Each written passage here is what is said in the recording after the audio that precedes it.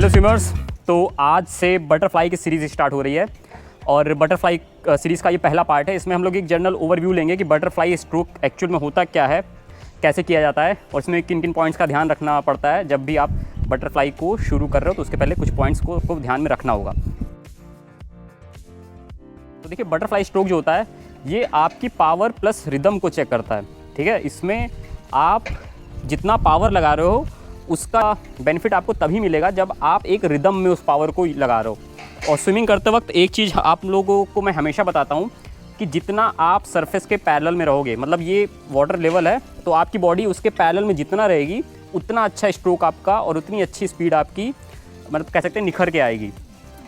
लेकिन अगर आप स्ट्रीमलाइन फेस को बिगाड़ते हो, ठीक है, मान लो वाटर सरफेस ये है, आपकी बॉडी ऐसे है, तो फिर आप ड्रैग के साथ स्विमिंग करोगे और उससे आपकी स्पीड नहीं आएगी। तो पहला पॉइंट है कि कोई भी स्ट्रोक आप सीख रहे हो तो उसमें ट्राई करना कि जितना आप सरफेस के पैरेलल रह पाओ उतना पैरेलल रह के ही स्विमिंग ट्राई करना, टेक्निक को अप्लाई करना। तो बटरफ्लाई स्ट्रोक में भी आप लोगों ने देखा होगा कि बटरफ्लाई स्ट्रोक में बॉडी ऐसे वेव लाइक मोशन में आगे बढ़ती है, लेकिन आपको उस वेव को भी ऐसे रखना है कि वाटर सरफेस के काफ़ी पैरेलल में रहे। ऐसा नहीं है कि एकदम ऐसे ऊपर नीचे करने की कोशिश करना है, वहाँ पे आप लोग गड़बड़ कर दोगे और फिर आप बटरफ्लाई स्ट्रोक सीखने में आपको बहुत ही दिक्कत होगी। तो ये भी पॉइंट आपको ध्यान में देना है कि आपकी बॉडी वाटर सरफेस के अलाइन होनी चाहिए। एंड बात करें इसमें किकिंग कैसे होती है, तो किकिंग इसमें एक साथ होती है, मतलब जो आपका फीट है ना, ये किक आपका एक साथ जॉइंट रहेगा और एक साथ किक चलेगी। जैसे फ्री स्टाइल में क्या होता है, फ्री स्टाइल में किक ऐसे चलती है, ठीक है, बैक स्ट्रोक में भी किक ऐसे चलती है, ब्रेस्ट स्ट्रोक में भी किक साथ में चलती है। उसमें आपको किक को बाहर ला के ऐसे करना होता है। लेकिन इसमें बटरफ्लाई में क्या होता है कि आपकी दोनों किक जॉइंट रहेगी और उसमें एक वेव लाइक मोशन के साथ किक को करना होता है। तो इसमें दो किक चलती है, एक होती है कि एक स्मॉल किक होती है हैंड एंट्री के टाइम पे, और एक पावरफुल किक होती है जब आप पुल फेज को कर रहे होते हो उसके साथ। मतलब जब आप एग्जिट फेज में होगे, अपने पुल फेज को कंप्लीट कर रहे होगे, तो फिर एक पावरफुल किक चलती है। मतलब एक स्मॉल किक, एक पावरफुल किक, ये दो किक चलती है।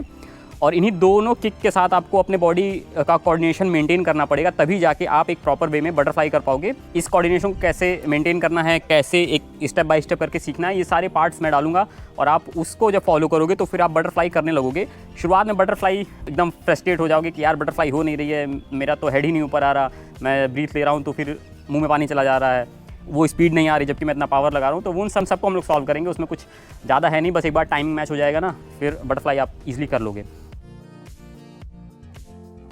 आपने ये भी काफ़ी बार सुना होगा कि काफ़ी सारे कोचेस बोलते हैं कि हेड को न्यूट्रल पोजीशन में रखो। तो न्यूट्रल पोजीशन का मतलब होता है कि आप अपने हेड को बॉडी लाइन के साथ अलाइन रखो। जब आप बॉडी लाइन के साथ अपने हेड को अलाइन रखोगे या फिर न्यूट्रल पोजीशन इसको बोलते हैं कि न्यूट्रल पोजीशन में रखोगे, तो फिर क्या होगा कि फिर वो वेव जो मोशन होता है ना, उसको आप एक प्रॉपर वे में कर पाओगे। अदरवाइज़ अगर आपने अपने हेड को बॉडी के साथ अलाइन नहीं रखा तो फिर क्या होगा कि आप स्ट्रीमलाइन ही बिगाड़ दोगे। जब स्ट्रीमलाइन ही बिगाड़ दोगे तो फिर वो वेव लाइन मोशन रह ही नहीं जाएगा और फिर आप बहुत एक ही जगह पे फंस जाओगे, ब्रीथ नहीं ले पाओगे। ब्रीथ ले पाओगे तो फिर क्या होगा कि आपकी हैंड एंट्री पहले हो जाएगी, हेड बाद में आएगा। तो ये सब प्रॉब्लम उसी के चलते होता है कि आप अपने हेड को न्यूट्रल पोजीशन में रखते नहीं हो। इसके बारे में भी हम लोग आने वाले पार्ट्स में बात करेंगे कि कैसे न्यूट्रल पोजीशन में रख के आप बटरफ्लाई कर सकते हो। तो बटरफ्लाई का जो प्रॉपर स्ट्रोक चलता है वो स्क्रीन पे आप देख लो, वैसा ही स्ट्रोक प्रॉपर चलता है। ऊपर से कुछ इस तरह लगता है एंड अंडर वाटर व्यू में आप देखोगे तो फिर कुछ इस तरह बटरफ्लाई स्ट्रोक लगता है। अभी ये इंट्रोडक्शन पार्ट था सिर्फ बटरफ्लाई का। तो जो नेक्स्ट पार्ट आएगा उसमें हम लोग बटरफ्लाई के आर्म मूवमेंट का पूरा ब्रेकडाउन करेंगे कि आर्म मूवमेंट कैसे चलना चाहिए, कौन सी फिंगर पहले इंटर करनी चाहिए, कैसे पुल को करना है, कहाँ तक पुल फेज होगा, पुल फेस के बाद हेड को कब ऊपर लाना है ब्रीथ के लिए, और जब हेड ऊपर आएगा तो हैंड की पोजीशन क्या होनी चाहिए, लेग की पोजीशन क्या होनी चाहिए, ये सारे पार्ट्स धीरे धीरे आएंगे। तो इस सीरीज़ को आप लोग फॉलो कर लेना। एंड बटरफ्लाई अगर आप सीख जाते हो तो फिर जाहिर सी बात है स्विमिंग पूल में जब आप बटरफ्लाई करोगे तो सबकी नज़र आप पे ही रहेगी, क्योंकि बहुत ही अच्छा लगता है ये स्ट्रोक। लेकिन जितना अच्छा लगता है उतना ज़्यादा पावर भी लगती है और उतनी ज़्यादा इसमें टेक्निक भी आपको समझनी पड़ेगी।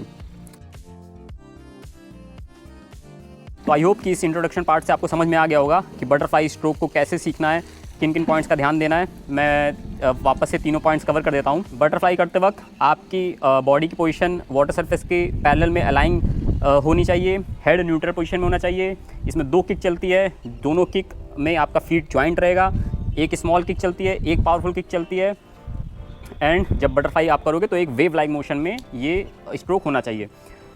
एंड एक और इम्पॉर्टेंट पार्ट ये कि स्विमिंग का कोई भी स्ट्रोक आप सीख रहे हो तो उसमें हड़बड़ी मत करना, जल्दीबाजी मत करना, और बॉडी को हमेशा रिलैक्स रख के करना। जितनी बॉडी रिलैक्स रहेगी, मसल्स रिलैक्स रहेगी, उतना अच्छा ऑक्सीजन फ्लो आपके मसल्स में होगा और उतनी ईजिली आप स्विमिंग कर पाओगे और टेक्निक को समझ पाओगे। जितना ज़्यादा आप स्ट्रेस डालोगे मसल्स पे, जितना ज़्यादा आप अपनी बॉडी को टाइट करके रखोगे, उतना ज़्यादा ऑक्सीजन का लॉस होगा, लैक्टिक एसिड ज़्यादा बनेंगे और आपका जब स्ट्रोक नहीं होगा तो फिर आप फ्रस्ट्रेट हो जाओगे और फिर आपको स्विमिंग छोड़ने का मन करेगा।